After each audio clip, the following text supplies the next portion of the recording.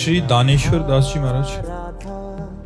राधे राधे महाराज जी। महाराज जी, मैंने 3 दिन और रात 27,000 गायत्री मंत्र का जाप का अनुष्ठान किया। मैं राम जी का सेवक हूँ, लेकिन महाराज जी सपने में महाराज जी आप और श्री राधा रानी के दर्शन ही हुए। महाराज जी उनके क्यों हुए, राम जी के होने चाहिए? अरे भगवान जाने भगवान का क्या लीला विधान है, वो जाने। उनका कार्य तो हम नहीं बता सकते कि वो आपको क्यों ऐसा प्रेरित कर रहे हैं।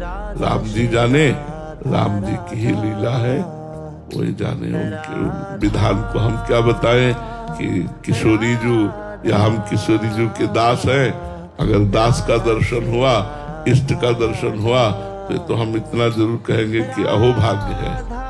क्योंकि स्वामिनी और स्वामिनी के दासों का दर्शन स्वामिनी की कृपा से होता है, ऐसे नहीं होता है। स्वप्न में अगर किसी भगवत दास का दर्शन हो रहा है तो अपार भगवान की कृपा समझो, और कहीं भगवत झांकी आ रही तब तो कहना ही क्या है। इसलिए तुम्हारी गायत्री जप का फल जो भगवान ने दिया वो संत समागम दिया, और वो प्यारी जी के चरणों का जैसी भी भावनात्मक झांकी आई हो वैसा दिया। मंगलमय है, अमंगल तो है नहीं, पर वो राम जी क्यों नहीं आए, प्रियाजू को क्यों भेज दिया, ये वो जाने। सुभाष मल्होत्रा जी, रोहतक से।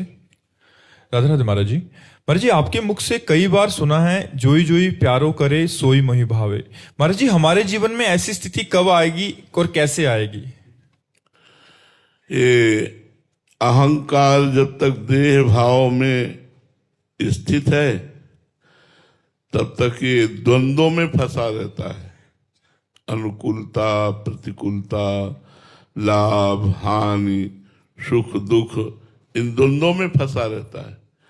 और जब ये अहंकार भगवान के चरणों में समर्पित हो जाता है या विशुद्ध मैं ब्रह्म स्वरूप में स्थित हो जाता है, तो शरीर धर्म जो अनुकूलता प्रतिकूलता है, जो लाभ हानि है, जो सुख दुख है, जो मान अपमान है, जो निंदा स्तुति है, उसमें वो सम हो जाता है। मान है तो ठीक है, अपमान है तो ठीक है, शरीर स्वस्थ है तो ठीक है, अस्वस्थ है तो ठीक है।